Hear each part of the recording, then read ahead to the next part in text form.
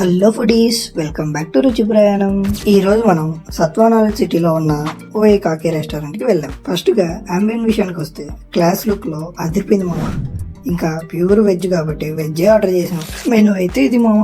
First గా hara bhara kebab order చేశాను. ఇది వచ్చేసి సాఫ్ట్ గా బాయిల్డ్ పొటాటోతో మంచి టేస్ట్ ఇచ్చింది మామ.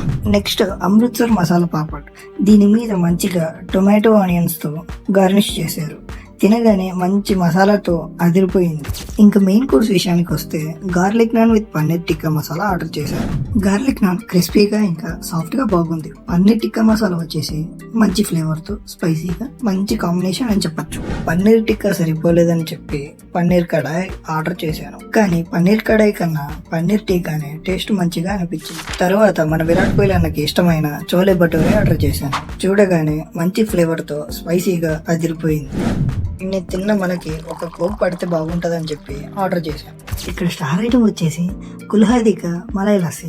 ఇది ఒక స్పూన్ పెట్టుకోగానే మంచి స్వీట్ టేస్ట్తో మనసు హత్తుకుంది మావా. ఇంకా ఐటమ్స్ వాటి ప్రైసెస్ డిస్క్రిప్షన్లో అప్డేట్ చేస్తాను, కమెంట్ చేయండి మావా. నెక్స్ట్ ప్రయాణం ఎక్కడికో. Thank you foodies. ఇంకా అంతే, బాయ్.